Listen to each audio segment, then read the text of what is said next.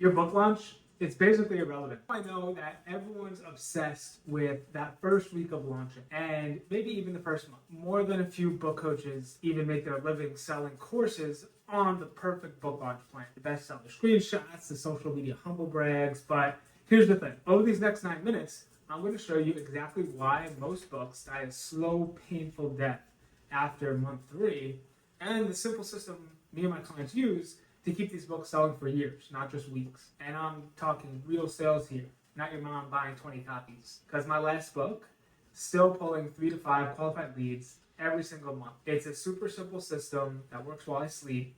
And even if you've already published and think it's way too late, stick around.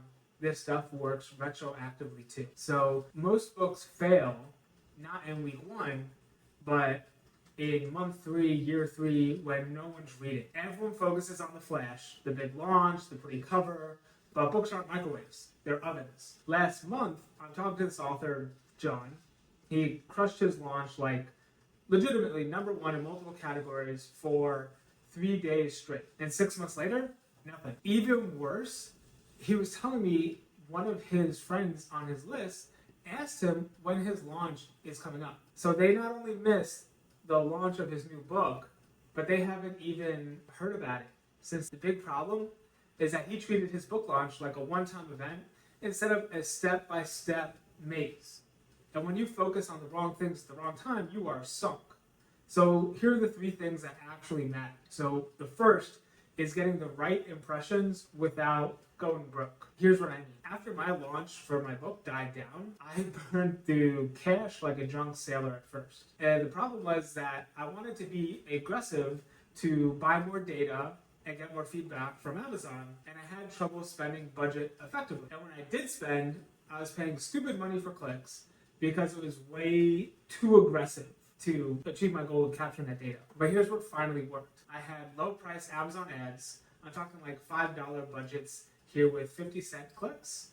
And then I targeted broad keywords, phrases, and categories up and down the funnel. So the more exact match your keywords are, the better your spend efficiency.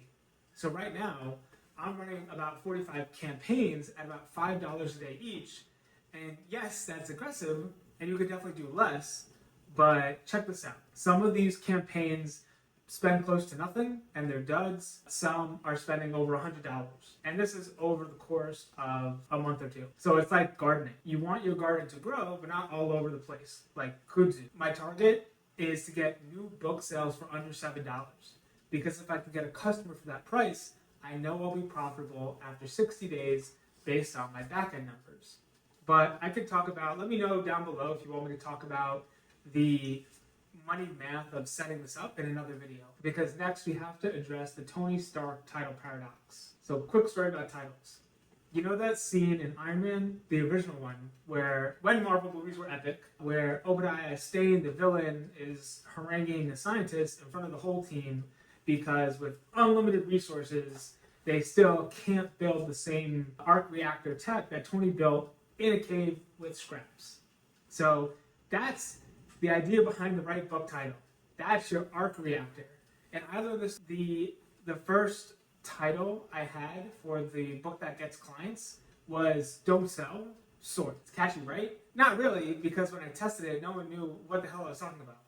So I tried booked, not begging. Again, it was clever but confusing. And here's why I'm bringing this up now. Changing your title after a launch is a nightmare. You can lose all of your Amazon indexing, your momentum, everything. I've been there. So I spent weeks testing. I showed it to friends. I dropped some cash on Pick for feedback, and I highly recommend that.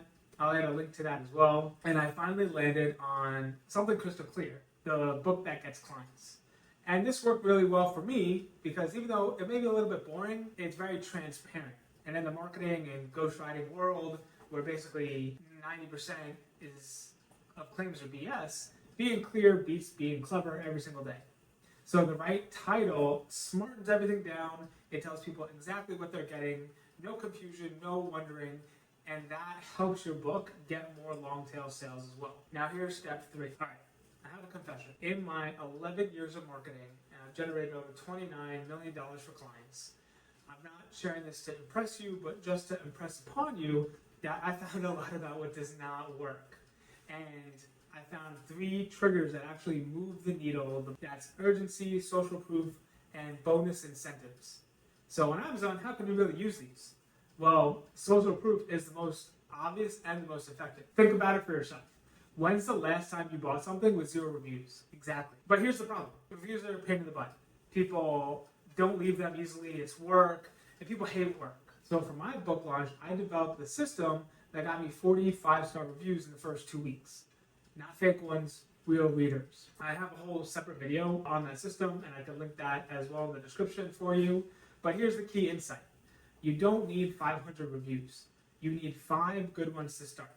That's it. Just 5. If you're in a more competitive category, aim for up to 25. Because here's what happens. Once you hit a critical mass, Amazon's algorithm starts showing your book to more people. And more people means more sales. And more sales means more reviews. And you have this beautiful flywheel. And my book now consistently books me 3 to 5 qualified calls every month. Real people who have already read my stuff and trust me. So here's the bottom line. Most authors sabotage their books' long-term success by thinking only about launch week.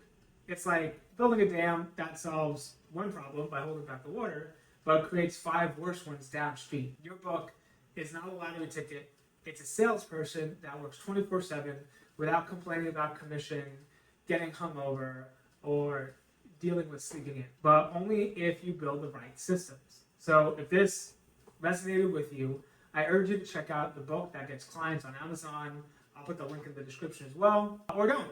This video alone and others on my channel should be enough to get you started too. The point is for you to stop treating your book like a one-time event. Start treating it like a long-term asset as it should be. That's all I got for you today. If you found this useful, hit subscribe. I drop videos like this every week, and hopefully they even get better. Just the stuff that actually works. Peace out.